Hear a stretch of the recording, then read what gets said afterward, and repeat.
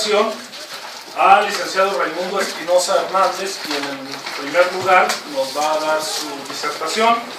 Él es licenciado en Derecho por la Facultad de Derecho de la UNAM, licenciado en Ciencia Política por la Universidad Autónoma Metropolitana Unidad Iztapalapa, especialista en Derecho Constitucional por la División de Estudios de Posgrado de la Facultad de Derecho de la UNAM, colaborador del capítulo México del Tribunal Permanente de los Pueblos, investigador del Centro de Análisis Social, Formación e Información Popular.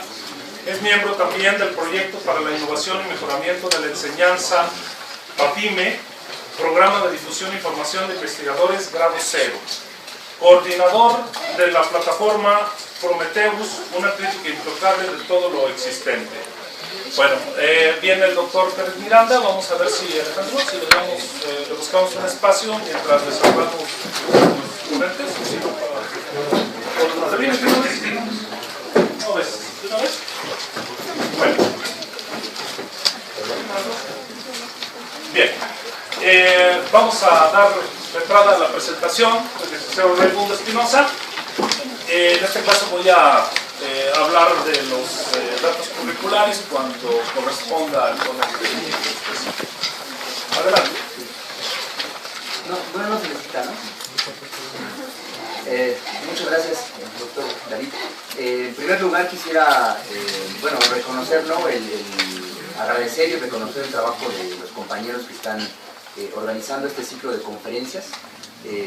Alejandro Santiago, la compañía Adriana.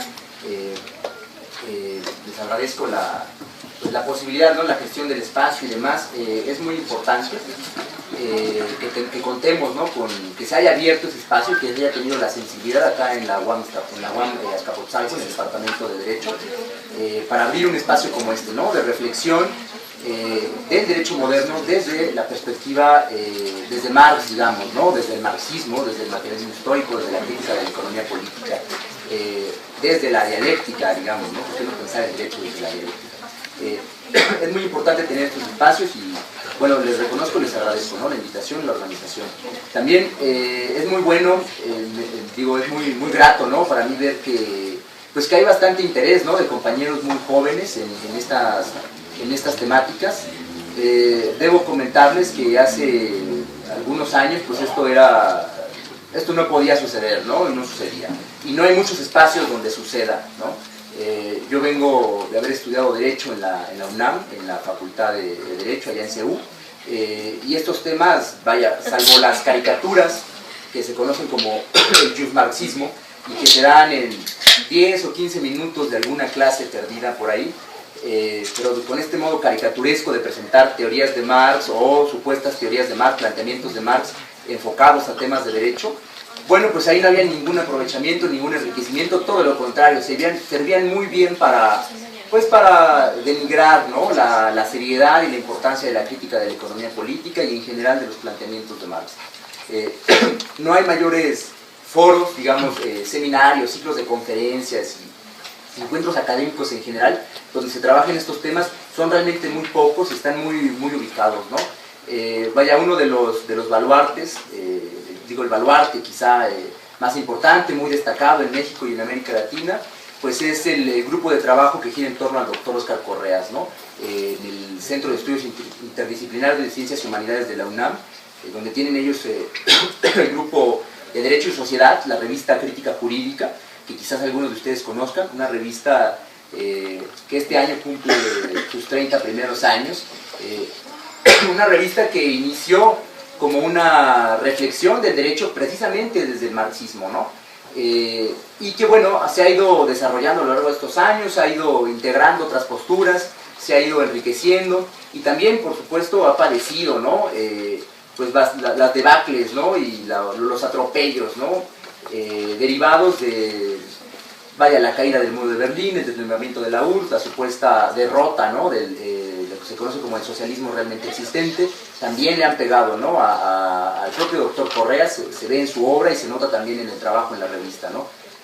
Pero a pesar de eso, se ha logrado la revista ha logrado seguir en pie y ha logrado seguir desarrollándose, ¿no? Yo tuve la oportunidad de estar trabajando como asistente del doctor los 2 años más recientes,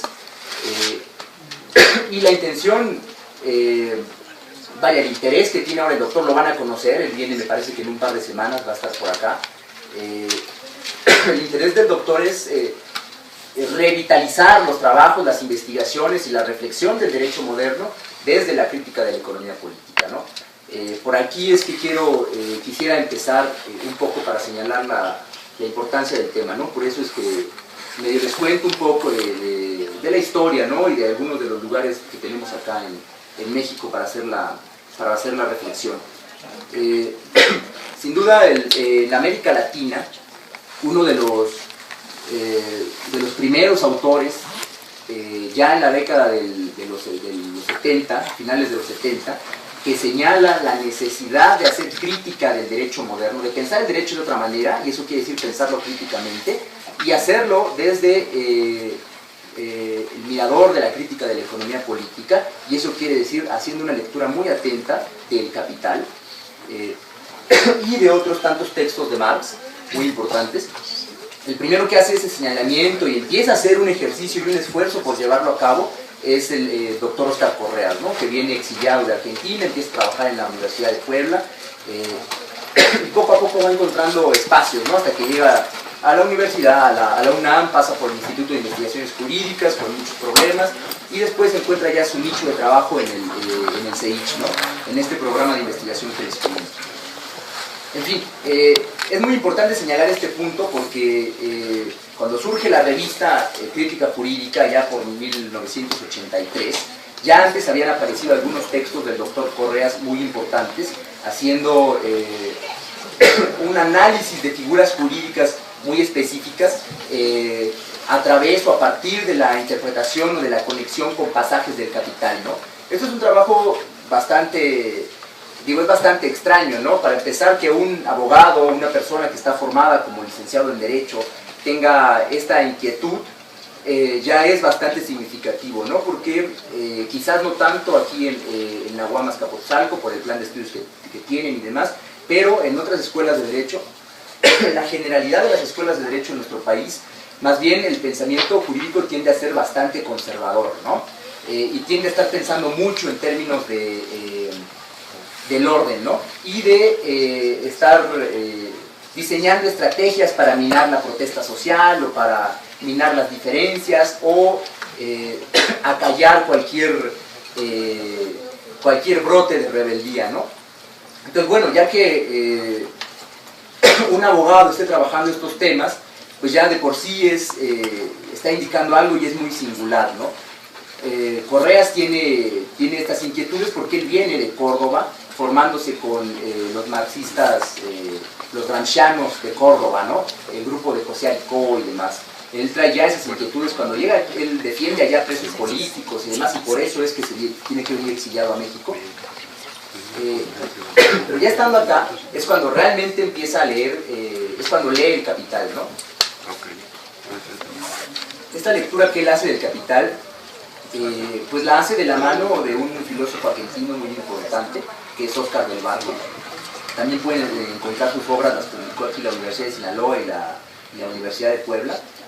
Con él es que lee el Capital y entonces fortalece o llega a plenitud su convicción de la necesidad que hay de hacer una crítica del derecho moderno en sus diferentes digamos, ramas, a partir de la crítica de la economía política y conectándolo siempre, especialmente conectándolo siempre con diferentes pasajes del Capital que eran indicativos según la materia que fue su objeto de la crítica, ¿no? Este trabajo es pionero, el doctor, no solamente en América Latina, sino que también él recupera, ¿no?, una tradición que un poco ahora se encuentra más estancada ya, ¿no?, que es una tradición que viene de la escuela italiana, deben conocer, Umberto Cerroni, ¿no?, el compañero de Lucio Coletti, alumnos ambos de Galvano de la Volpe. Tiene una tradición muy importante de pensamiento jurídico a partir de los textos de Marx, ¿no? Pero eso sucedía en Italia, ¿no?, en la década del 60, del 70. Poco a poco, tanto Coletti no era abogado, Cerroni sí, pero ellos van desdiciéndose y van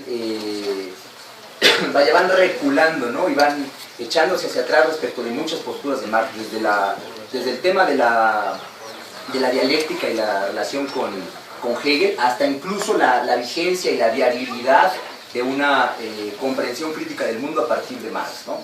Cerroni incluso llega a decir eso en sus clases.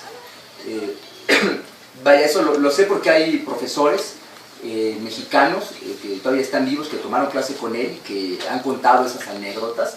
Digo, en el trabajo de narrativo que estamos intentando de reconstrucción del pensamiento jurídico crítico marxista en México, hemos logrado recopilar estas anécdotas, ¿no?, de diferentes profesores que pudieron estar en Italia estudiando con Cerroni, y él terminó diciendo que había que renunciar al marxismo y pensar ya el derecho y otros temas, la política, con otros autores, ¿no?, que Marx no nos daba para poder hacerlo. En fin, toda la riqueza que había logrado construir la escuela italiana se pierde, ¿no? Ya para los 80 queda realmente muy poco en los trabajos de Cerroni. Los 90 y la caída del muro de Berlín y demás marcan ya un momento en el que parece que no hay vuelta, ¿no? Ya no hay un interés por pensar el derecho desde el marxismo. Estaba también la escuela muy rica, que es de donde se nutre sobre todo Cerroni, la escuela de los rusos, ¿no? En especial tenemos que pensar el más conocido de ellos, porque fue uno de los primeros que se tradujo al español y que circuló mucho acá en México, en la colección de Grijalvo que dirigía Adolfo Sánchez Vázquez, el libro de Pashukanis, ¿no? También estaba Stushka, ¿no?, por ejemplo, que tiene una obra importante y debate con el propio Pashukanis, pero el trabajo de Pashukanis, que es trabajo de la década del 20, ¿no?, de mediados por ahí de 1910, 1915, por ahí. Pashukanis era un revolucionario ruso que estuvo dando la batalla en la revolución y que después tiene puestos públicos, ¿no?, en la administración con Lenin, etc. Se vuelve, digamos, una especie, como lo que sería aquí un procurador general de la República. Bueno, ese papel tenía Pashukanis, ¿no? Ya con Stalin, bueno, pues junto con otros tantos que desapareció también Pashukanis y desaparecieron sus obras. Vaya, es un debate interesante, ¿no? Y la situación política y los planteamientos teóricos en los que Pashukanis se sostiene para hacer la crítica del stalinismo son muy importantes, ¿no? Pero le cuestan la vida. La escuela italiana había recogido mucho de los trabajos de Pashukanis, no solamente Cerroni, ¿no? También estoy pensando ahora que el mismo Antonio Negri tiene trabajos muy importantes sobre lo que él llama el comunismo jurídico, que ahora ha recogido un profesor en Mayagüez, en Puerto Rico, que se llama Carlos Rivera Lugo, que próximamente vamos a sacar un libro de él donde debate con autores españoles y demás sobre este tema del comunismo jurídico. Bueno, pues eso viene de Pashukanis, ¿no? Pashukanis había hecho una lectura muy importante de dos de los capítulos del libro de Lenin, del Estado y la Revolución, ¿no?, en donde Lenin hacía una glosa de la crítica del programa de Gotha de Marx, ¿no?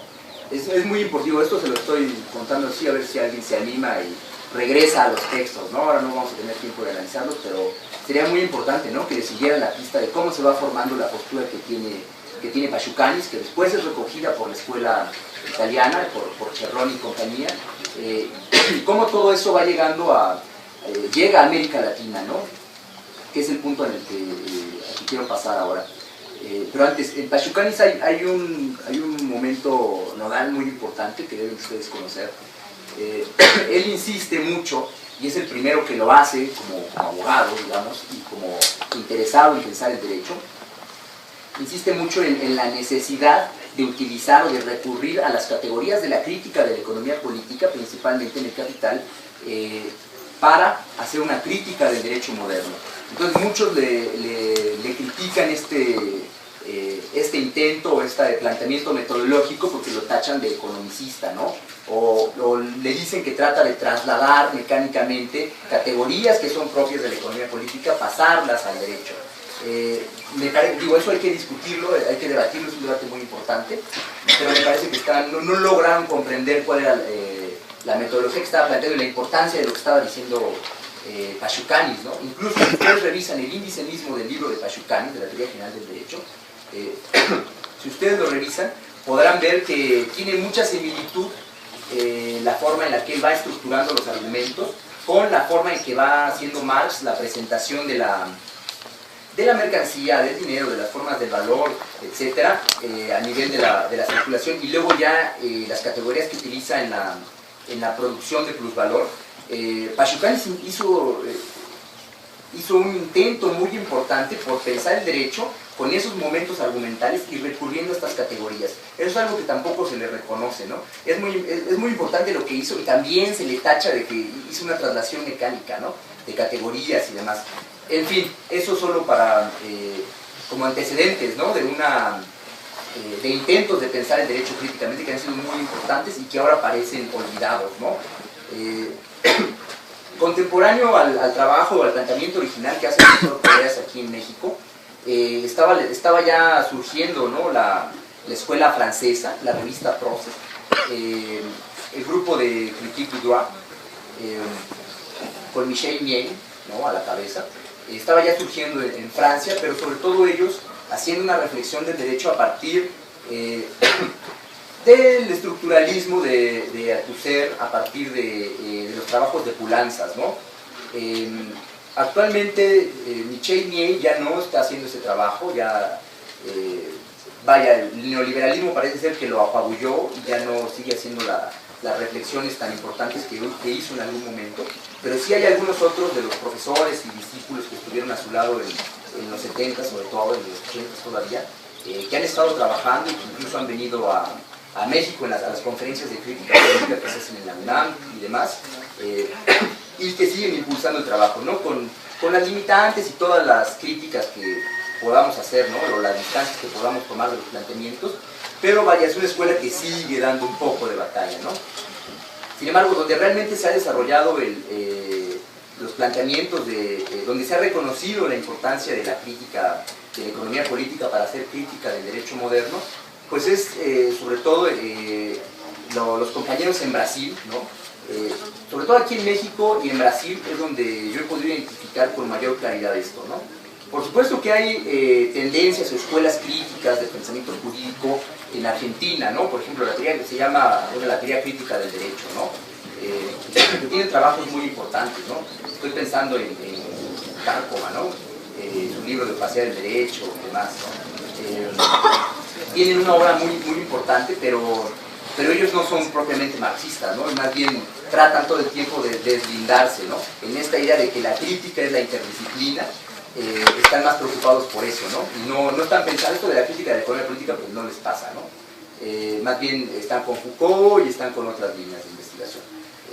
Y hay compañeros, digo, aquí mismo en México, ¿no? Ha sido muy rico, pero sobre todo en Brasil, el trabajo del derecho alternativo. Estoy pensando en el profesor Edmundo Arruda, que fue el que inventa, ¿no?, esta expresión de derecho alternativo. Estoy pensando, por ejemplo, en el pluralismo jurídico, ¿no? Ahí sobre todo destaca, ¿no?, bastante es conocido un poco acá en México, y destaca el profesor Antonio Carlos Volkner, ¿no?, sobre todo porque él ha tratado de ligar esto del pluralismo jurídico con la filosofía de la liberación, ¿no? En fin, allá por ejemplo el uso alternativo del derecho también tiene un desarrollo muy importante, ¿no? Hay incluso jueces, ¿no? A imagen de la magistratura democrática que hubo en Italia en algún momento de la segunda posguerra, también en Brasil se ha desarrollado una organización de jueces muy importante, y hay jueces democráticos, incluso hay jueces marxistas, ¿no? Este es un fenómeno bastante chistoso. Vaya, son simpatizantes de Marx, digamos, ¿no? Pero el uso alternativo del derecho tampoco, los jueces y demás tampoco es que tengan una formación seria en crítica de la economía política, y tampoco es que estén insistiendo en hacer este trabajo de crítica del derecho desde las categorías del capital, ¿no? No insisten en eso. Se han desarrollado, hay muchos planteamientos muy ricos, muy fuertes, muy buenos, que han colaborado en mucho para la resistencia, para las luchas sociales, pero no han tenido esta paciencia, ¿no?, de sentarse a leer a Marx y sobre todo no aceptan esta parte metodológica, ¿no?, de cómo hacerlo. No se lo han planteado, ¿no? Cuando hemos tenido la oportunidad de dialogar con ellos y de platicar, pues hemos insistido, hemos logrado algunas cosas, hemos establecido muy buenos diálogos, pero sí se nota, ¿no?, este límite, ¿no?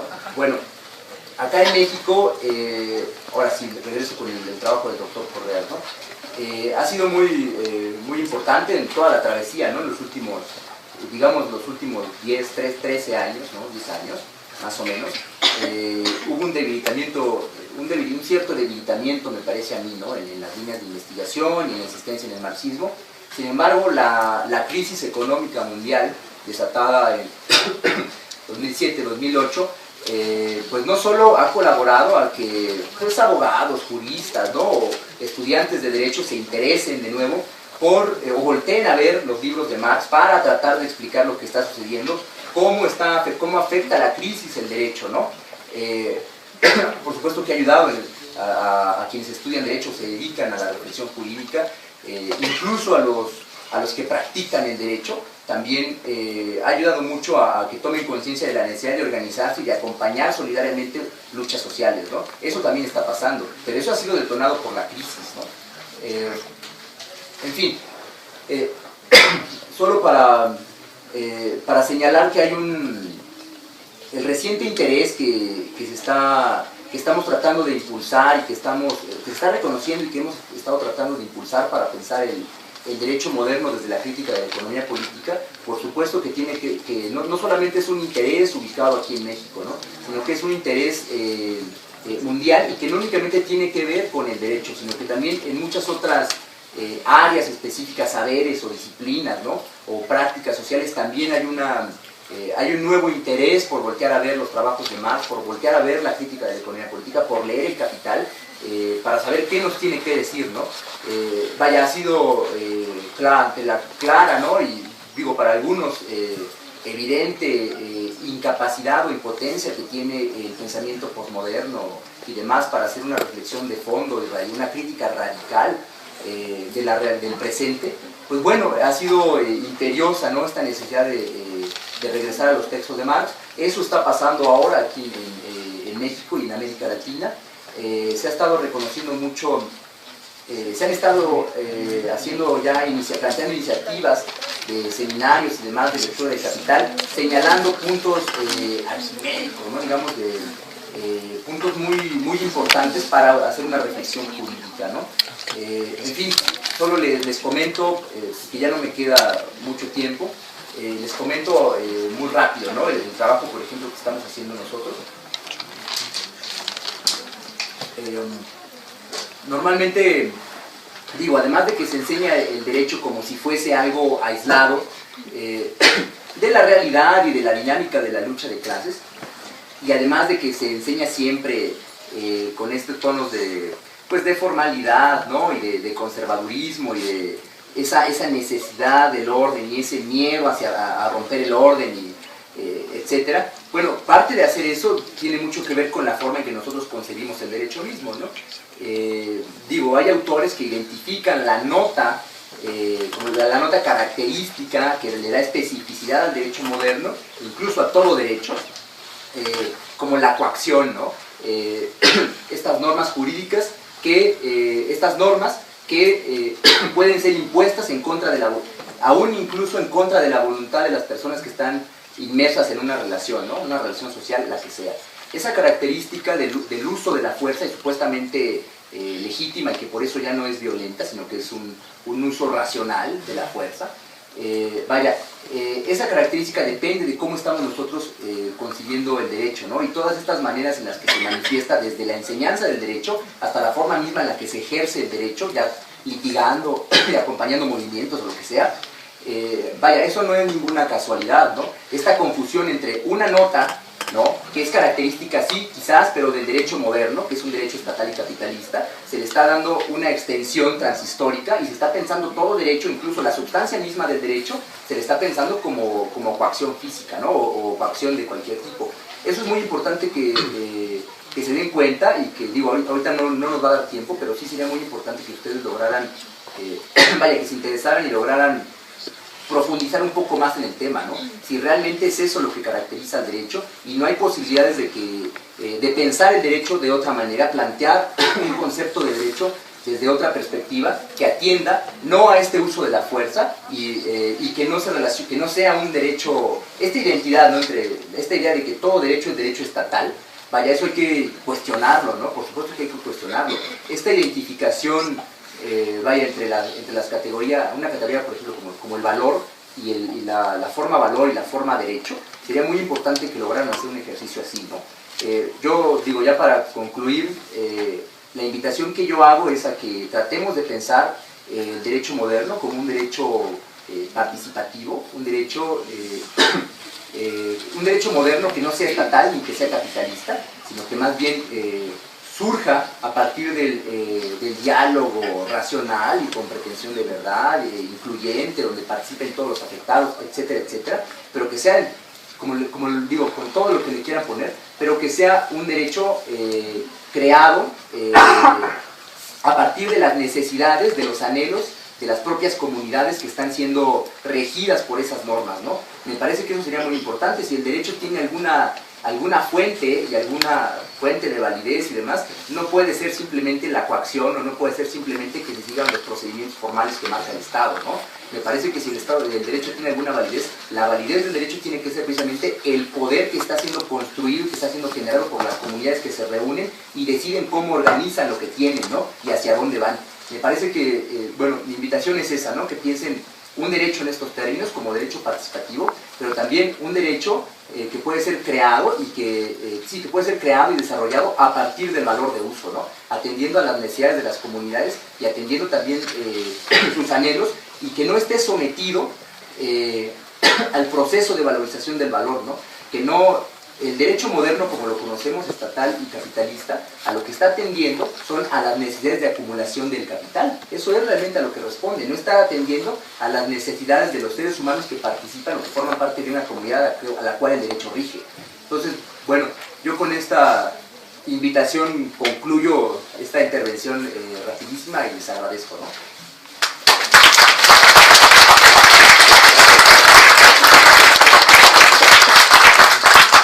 Muchas gracias al licenciado Raimundo Espinosa Hernández. Vamos a dar pauta a la siguiente intervención del doctor Andrés Barrera Marín. Él es licenciado en Economía por la Facultad de Economía de la UNAM, maestro de Sociología por la Facultad de Ciencias Políticas y Sociales también de la UNAM, doctor en Estudios Latinoamericanos por la Facultad de Ciencias Políticas y Sociales, igualmente de la UNAM. Es profesor titular de la Facultad de Economía, garante del capítulo México ante el Tribunal Permanente de los Pueblos. Es investigador del Centro de Análisis Social, Formación e Información Popular, investigador del Grupo de Acción sobre Erosión, Tecnología y Concentración. Vamos a darle la palabra, doctor. Adelante. Muy amable, gracias por haber venido. Sí, bueno, no soy investigador del Grupo ETC, soy miembro del board. Es una organización internacional de investigación sobre tecnología de computadora. Bueno, pues el profesor Raimundo Espinosa me hizo el favor de invitar a este sitio y meterme en aprietos porque no soy abogado, ¿no? Y estudié leyes, pero en realidad no es él el que me metió en aprietos, sino es la situación actual de México, ¿no? Que tiene nuestro sistema jurídico pues completamente de cabeza y que lo ha puesto en una crisis tremenda, ¿no? En donde realmente quizás lo que necesitaríamos es meter en la cárcel a todos los miembros de la Suprema Corte de Justicia y replantearnos qué es el derecho, abrir una nueva discusión en México, un constituyente, para replantear problemas muy de fondo. Esto está ocurriendo en América del Sur, está ocurriendo en diferentes lugares del mundo. Es el neoliberalismo el que ha terminado vaciando el contenido mismo del derecho, del ejercicio del derecho. Y bueno, ya después de 30, casi 40 años de neoliberalismo, pues yo pienso, digamos, que esto es lo que nos está obligando a que quienes no estudiamos leyes ni derecho, pues nos tengamos que ocupar de estos problemas, alfabetizándonos y justamente pues poniéndonos a tener, digamos, que brindar nuestras reflexiones sobre el tema.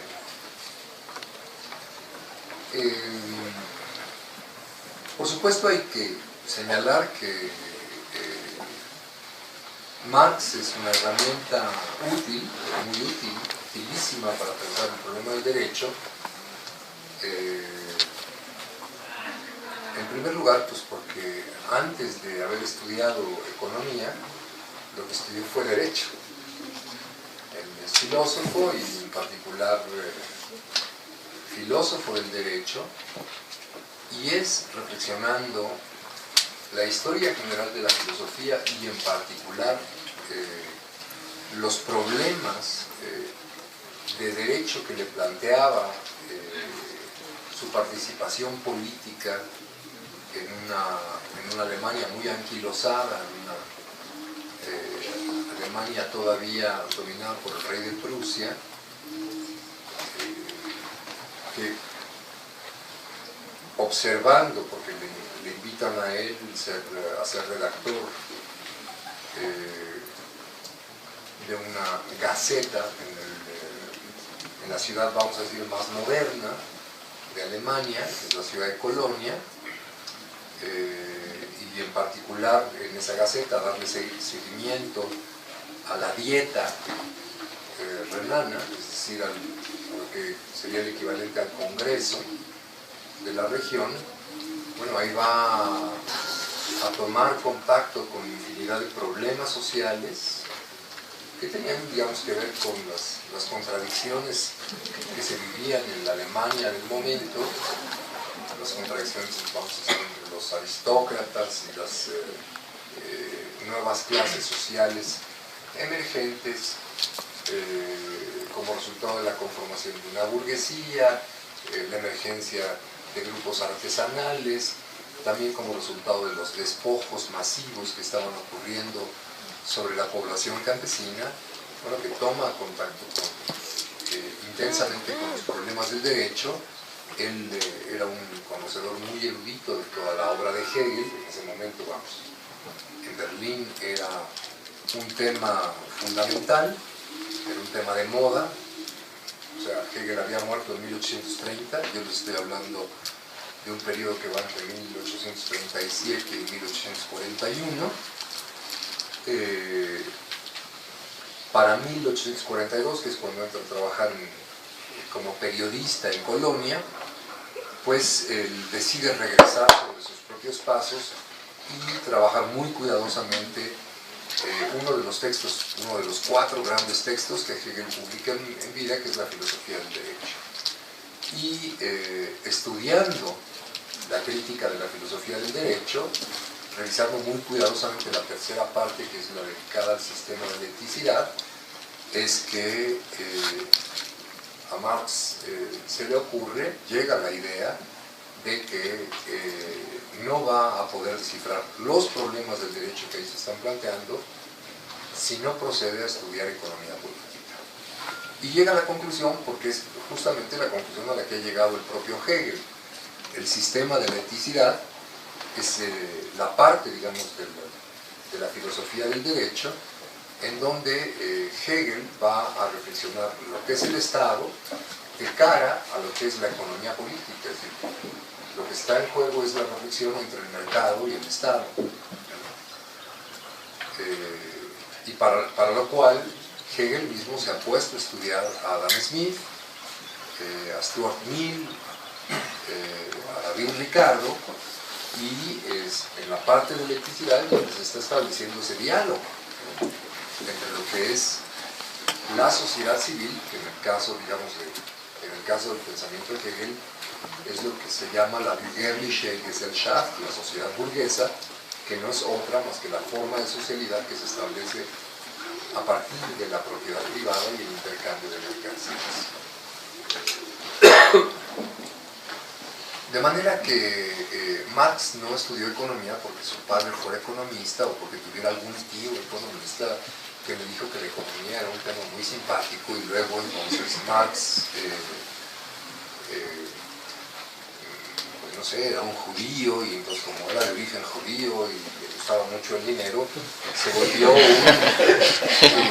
un obsesivo teórico de los problemas de la economía, que le llevaron a decir que todo dependía de la economía. Esta caricatura que les suele comentar del marxismo, que es una reflexión desde la economía, en donde todo se lo reduce a la economía, pues como bien decía Raimundo, es una caricatura, porque en realidad Hegel, como filósofo que es, lo que le interesa es entender antes que nada la totalidad. de los problemas, la totalidad de la historia humana, la totalidad del cuerpo de la sociedad, y dentro de la totalidad del cuerpo de la sociedad, si le interesa, antes de estar estudiando economía, está estudiando el Estado, y antes de estar estudiando el Estado, está estudiando estética, o está estudiando historia del arte, y antes de estar estudiando esos temas, está estudiando temas de historia de la filosofía. Su tema de titulación, pues, es la diferencia entre Demócrito y Epicuro, porque lo que le interesa es resolver cuál es la naturaleza de la historia, si la historia puede ser pensada puramente desde un determinismo, o puede un determinismo, digamos, que le sigue solamente la pista a las relaciones causales de necesidad, o si dentro de la historia tiene en juego el azar, y dentro del azar la libertad. Estos son los problemas que le preocupan, ¿no? Entonces, muy lejos, vamos a decir, de la categoría economicista que nos terminó construyendo el siglo XX en torno al pensamiento de Marx. Pensando esa totalidad, es que, bueno, él piensa inicialmente que lo más importante es revisar la historia de la filosofía. Luego llega la idea de que no, es más importante entrar en pensar, digamos, lo que es la crítica de la cultura. Como un segundo paso dice, no, es más importante la crítica de la política, y estudiando la crítica de la política es que, vamos a decir, llega la idea de que la clave de la crítica de la política está en la crítica de la economía política. Es después de un recorrido prácticamente de unos 8 o 9 años de estudio y de investigación que llega la idea de que hay que estudiar economía política como clave de la crítica del derecho, como clave de la crítica de la política, como clave de la crítica de la cultura, como clave de la reflexión sobre la historia.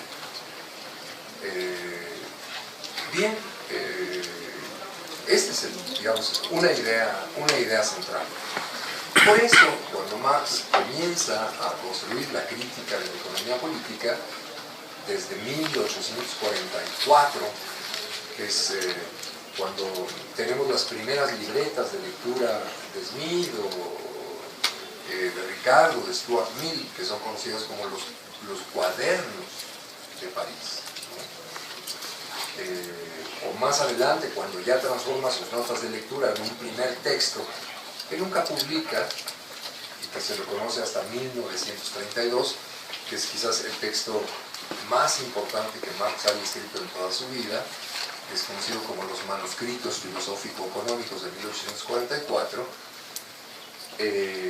La reflexión sobre economía que ahí se nos entrega es pensada siempre como la clave de una crítica total de la sociedad. Es decir, la crítica de la economía política no es vista, digamos, como una obsesión porque ahora ya voy a estudiar economía y todo lo demás no me interesa, ¿no? Sino que es observada como, bueno, es que estudiando el tema de la economía nos aclaramos qué son las necesidades humanas. No nos podemos aclarar qué es la libertad si previamente no nos aclaramos qué es la necesidad. Sobre todo porque en Kant, incluso en el propio Hegel, la necesidad y la libertad están contrapuestas. La necesidad degrada, anquilosa, animaliza, ¿no? Mineraliza a los seres humanos, mientras que la libertad sublima, espiritualiza, ¿no? Nos coloca en el plano de la ilimitación. Marx piensa, digamos, que esta forma contrapuesta es equívoca, es absolutamente equívoca, que lo que se requiere es aclarar una dialéctica profunda entre lo que es lo socialmente necesario, que es el tema de la economía, y el tema de lo que es lo socialmente libertario, que es el tema propiamente dicho de la política, ¿no? No vamos a aclararnos la relación entre la economía y la política si no entendemos bien qué es la necesidad y qué es la libertad. Este tema es un tema fundamental que va a estar construyendo desde el corazón toda la filosofía crítica, la teoría crítica materialista de Marx. Por eso es materialista, porque para pensar la libertad, el desarrollo de la libertad, él no va a apelar a una serie de a prioris que están en el espíritu humano, sino que a lo que va a apelar es a la relación material del hombre con la naturaleza, buscando intentar resolver sus necesidades, y para lo cual va a tener que llevar a cabo una interacción física, un intercambio metabólico con la naturaleza, es decir, va a tener que trabajar, y trabajando es que el ser humano no solamente va a producir alimentos, sino que produciendo alimentos, casas, tierras, arando la tierra, domesticando plantas, etc., el ser humano se va produciendo a sí mismo. En el sentido no solo de que satisface, come y descansa, sino en el sentido de que produciéndose a sí mismo, transforma sus propias necesidades, se va humanizando a sí mismo, el hombre se autoproduce, y en el proceso de autoproducción va justamente convirtiendo a la necesidad en el objeto fundamental de transformación. Es decir, son necesidades autoproducidas que devienen, que se están todo el tiempo cuestionando a sí mismas. Como diría Sartre, está produciendo su ser como un ser que es constantemente cuestionado en su naturaleza dada, y que entonces se va reformulando. Una necesidad que se reformula, pues no es otra cosa que la libertad. Es decir, la libertad y la necesidad tienen una unidad orgánica interna muy profunda. Esta solución no está en Hegel, esta solución no está en Kant. Esto es lo propio, digamos, del aporte filosófico de Marx, y está en el corazón de su reflexión sobre la economía.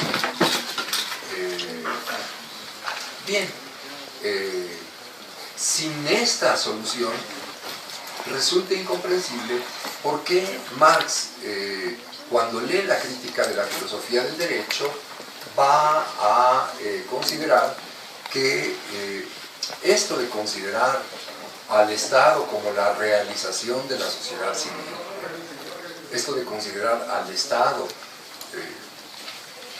vamos a decir, el presupuesto de la filosofía de Hegel como el verdadero sujeto de la sociedad, y a la sociedad civil como su objeto, ¿no? El Estado es, vamos a decir, esto es muy kantiano, el Estado, digamos, como la construcción humana más alta, la forma de comunidad sublime más alta que la especie humana haya podido construir, y la sociedad civil como es, digamos, el ámbito de los intereses privados, el ámbito de los intereses dispersos, el ámbito de los intereses mezquinos, ¿no? La sociedad civil pues debe de ser considerada como algo completamente secundario frente al Estado. Bueno, Marx dice que esta aproximación es completamente equivocada, porque la sociedad civil no debe de ser pensada solamente como el cúmulo de propietarios privados, sino que la sociedad civil debe de ser pensada más bien como aquello que está por debajo del mercado, aquella dimensión más profunda, más subterránea que se encuentra por debajo del mercado, que es la dimensión comunitaria que tienen los propios seres humanos, y que la tienen que desplegar todo el tiempo conforme llevan a cabo el proceso de producción. Es lo que Marx llama, la sociedad civil para Marx es lo que es propiamente la comunidad real, ¿no? Mientras que el Estado se le aparece a Marx como una caricatura de esa comunidad real, es decir, como un intento sí de establecer comunidad entre propietarios privados, pero justamente cuando la propiedad privada ha desmembrado, ha atomizado, ha fragmentado, ha reprimido todos los vínculos internos, profundos, históricos, que mantienen todos los seres humanos entre sí como miembros de una comunidad real. Entonces, la relación entre sociedad civil y Estado se vuelve completamente diferente cuando la sociedad civil no es pensada como cúmulo de propietarios privados, sino como comunidad, como comunitariedad, ¿no? Y en ese sentido, bueno, pues desde su crítica a la filosofía del derecho, plantea la necesidad de invertir la reflexión entre la sociedad civil y el Estado. Esta reflexión sobre la relación entre la comunidad real y el Estado, es lo que en Marx va a significar la matriz en la cual se origina su crítica de la economía política.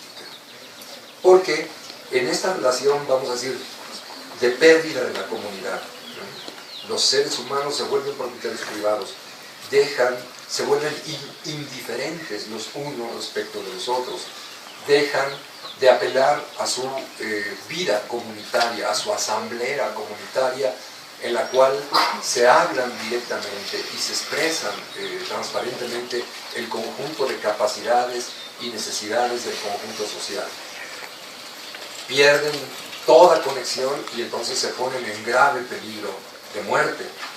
Frente a esa dispersión de la comunidad es que llega el Estado y revincula de forma emergente a los propietarios privados, los transforma de ciudadanos, de burgueses, de bourgeois, en ciudadanos, en citoyens, en miembros de una comunidad integrada por el Estado.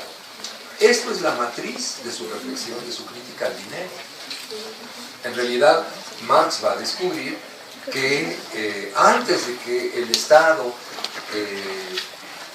integre a la comunidad de manera ideal, en realidad en la vida económica hay una especie de institución preestatal que lleva a cabo esta misma operación integradora.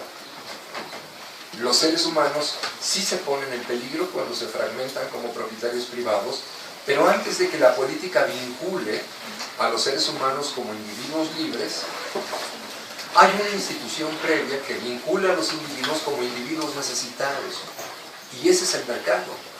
El mercado juega las mismas funciones que el Estado, y dentro del mercado, ¿no?, pues el mundo atomizado de las mercancías se integra por el dinero. El dinero viene siendo el estado de las mercancías, ¿no? Entonces toda la dialéctica reflexiva que encuentran ustedes en el libro del Capital sobre la relación entre la mercancía y el dinero, esta relación entre la mercancía y el dinero está siguiendo puntualmente todas las reflexiones que Marx ha construido leyendo y discutiendo la filosofía del derecho de Hegel. Entonces, por eso, cuando Marx está reflexionando la relación entre mercancías y dinero, entre propiedad privada y mercado, ¿no?, cuando está reflexionando el fetichismo de la mercancía, cuando está reflexionando la relación de intercambio, naturalmente, ya muy tardíamente, el Capital, el texto del que les estoy hablando, se publicó en 1867, ya estamos hablando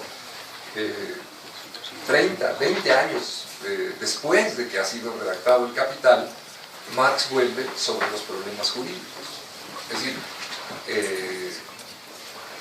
los propietarios privados, cuando van a intercambiar una mercancía, nos dice, se comportan, casi están glosando no solo la filosofía del derecho, sino la metafísica de las costumbres de Kant.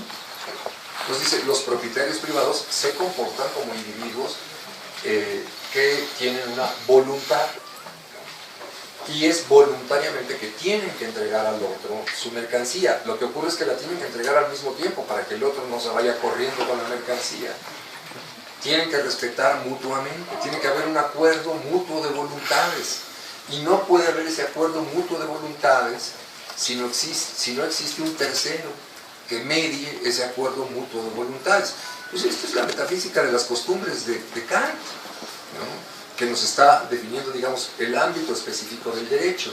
Lo que ocurre es que Marx no solo está volviendo sobre el tema, sino que nos está diciendo la idea, en realidad la idea de Hegel sobre el derecho o la idea de Kant sobre el derecho son ideas que se encuentran absolutamente presas, ¿no?, de manera acrítica dentro del ámbito de la propiedad privada. Para ellos la propiedad privada es una suerte de absoluto, una suerte de a priori metafísico, ¿no?, que rige la reflexión sobre la totalidad del sistema, igualmente que lo hace dentro de la economía política clásica, ¿no?, Ricardo y Smith presuponen la propiedad privada, pero nunca se preguntan por la propiedad privada.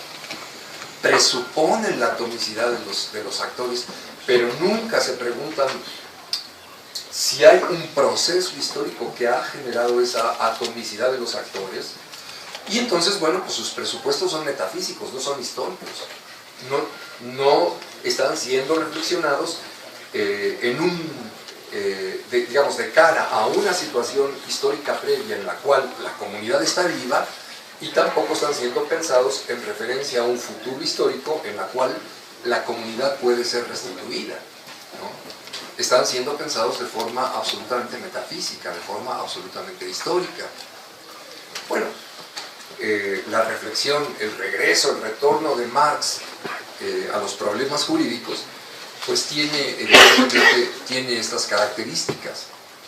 Entonces, el texto del Capital, pues ustedes se van a encontrar en el capítulo 2, que se llama la relación del intercambio, pasajes cuidadosísimamente engarzados con los textos más importantes y con los pasajes más significativos de la filosofía del derecho de Hegel y de la metafísica de las costumbres. Textos absolutamente cuidadosamente, es como un trabajo de joyería, cuidadosamente articulados con la política de Aristóteles y con la República de Platón.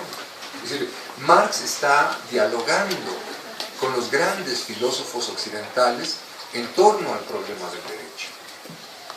Cuando llegan ustedes al capítulo 4, y entonces se encuentran con que los propietarios privados ya no solo intercambian trigo, Biblias, aperos de labranza, botellas de aguardiente, sino que ahora lo que intercambian es su propio pellejo. Que hay una serie de propietarios privados que tienen en el bolsillo mucho dinero y otros que no tienen nada, que han sido despojados de la tierra, que han sido despojados de los medios de producción, y lo único que pueden intercambiar es su pellejo. De manera que ahora tenemos dos mercados que se nos abren, uno el mercado, vamos a decir, de los capitales, y otro el mercado del trabajo, y los mercaderes del propio trabajo, entonces tienen, digamos, que vender su pellejo, tienen que rentarlo, como lo hace cualquier prostituta en un prostíbulo, nada más que el que lo hace es un trabajador que va a rentar su pellejo para que se lo consuman, no en un burdel, sino en una fábrica produciendo mercancías.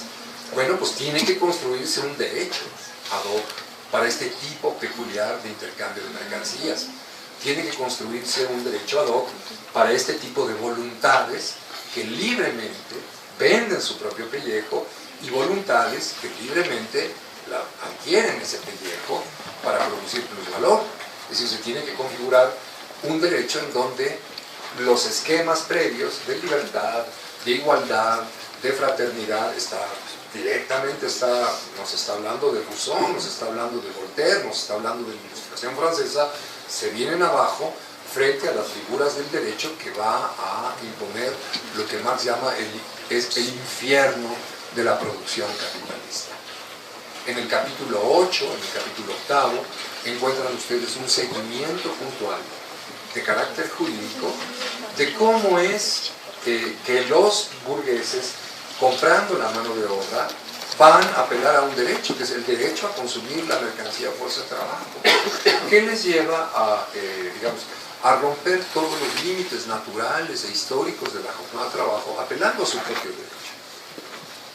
Y cómo los trabajadores, apelando a otro derecho, que es el derecho a la vida, van a entablar una lucha de clases buscando regular la duración de la jornada de trabajo. El capítulo 8 es un ensayo maravilloso del choque, digamos, entre dos figuras de derecho que están encontrándose virulentamente y que llevan a la regulación de la jornada de trabajo. Y nos explica cómo es que se configuró esa figura jurídica a lo largo de todo el siglo XIX, que es lo que acaban de desbaratar en México, la Ley Federal del Trabajo, ¿no? Esto que está haciendo el final del siglo XX y todo el siglo XX, lo que llamamos del siglo XXI, que es desmantelar todas las formas jurídicas del siglo XIX, pues tiene una génesis. En el capítulo 13 tienen ustedes la explicación de la ley, del origen de la ley Fabrini. En el capítulo, en la sección sexta, es decir, en los capítulos 17, 18, 19, tienen toda una reflexión sobre lo que es pagar la fuerza de trabajo por su valor o brincarse el pago de la fuerza de trabajo por su valor. Cómo es que se regula jurídicamente la relación entre el valor y el precio de la fuerza de trabajo. En la sección séptima, en el capítulo 23, tienen toda una reflexión sobre la destrucción del espacio familiar y la necesidad que el capital tiene de regular problemas jurídicamente, no solo políticamente, sino jurídicamente, todo lo que permita la reproducción de la fuerza de trabajo, es decir, la regulación de la familia, la regulación de la salud, la regulación de las instituciones de educación, todo lo que es el derecho del siglo XIX que ayuda, digamos, a la reproducción de la fuerza de trabajo, es cuidadosamente reconstruido. Ya no me da tiempo seguirme extendiendo, pero vamos, en Marx tienen ustedes, en la crítica de la economía política, tienen ustedes una reflexión muy cuidadosa, muy puntual, de cómo es que la praxis económica del mundo moderno lleva a la configuración de una serie de instituciones de carácter jurídico que se construyeron a lo largo del siglo XIX. Para cerrar, quisiera señalar una última idea. Marx publicó el tomo 1 del Capital, que más o menos lo he narrado muy por la superficie en lo que he dicho previamente, pero dejó los manuscritos del libro 2, del libro 3, que les publicó su amigo Engels.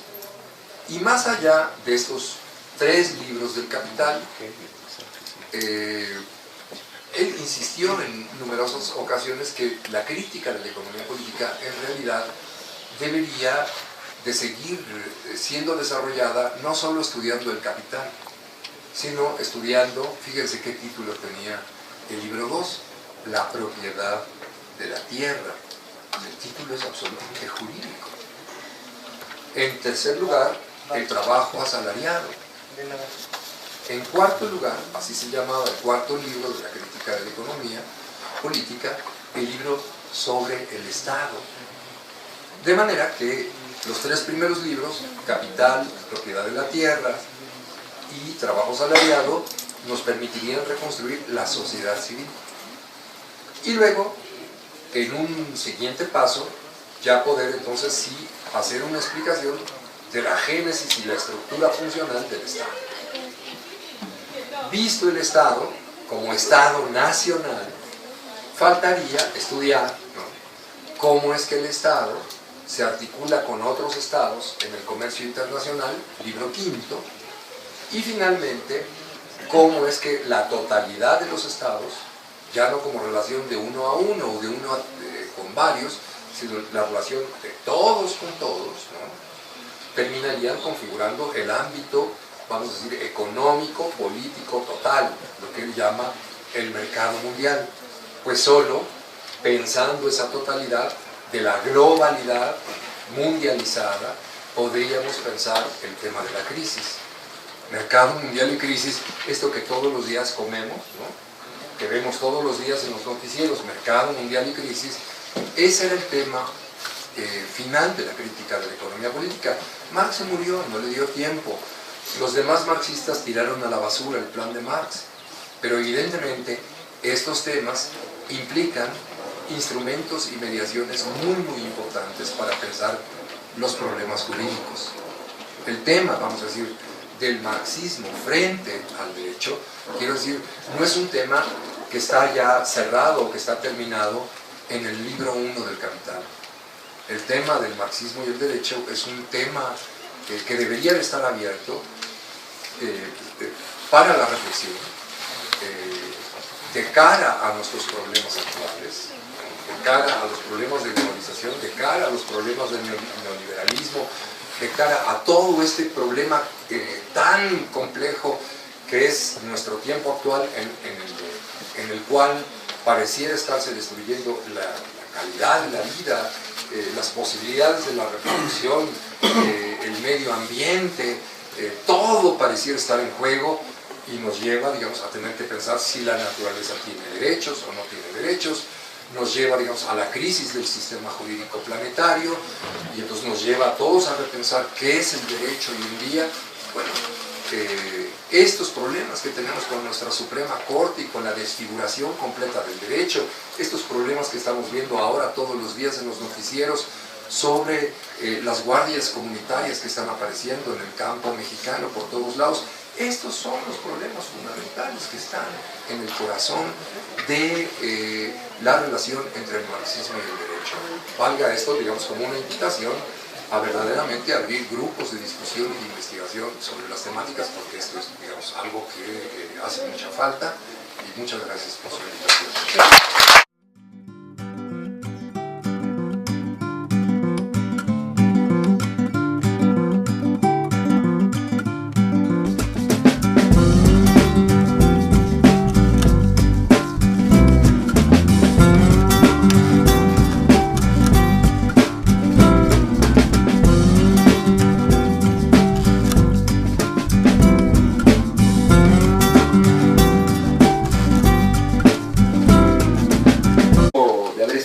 En la UNAM, en la Facultad de Derecho, allá en CEU, y estos temas, vaya, salvo las caricaturas que se conocen como el justmarxismo y que se dan en 10 o 15 minutos de alguna clase perdida por ahí, pero con este modo caricaturesco de presentar teorías de Marx o supuestas teorías de Marx, planteamientos de Marx enfocados a temas de derecho, bueno, pues ahí no había ningún aprovechamiento, ningún enriquecimiento, todo lo contrario, servían muy bien para denigrar, ¿no?, la seriedad y la importancia de la crítica de la economía política y en general de los planteamientos de Marx.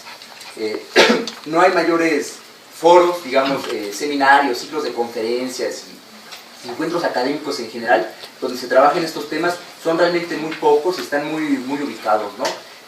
Vaya, uno de los baluartes, digo el baluarte quizá más importante, muy destacado en México y en América Latina, pues es el grupo de trabajo que gira en torno al doctor Óscar Correas, ¿no? En el Centro de Estudios Interdisciplinarios de Ciencias y Humanidades de la UNAM, donde tienen ellos el grupo de Derecho y Sociedad, la revista Crítica Jurídica, que quizás algunos de ustedes conozcan, una revista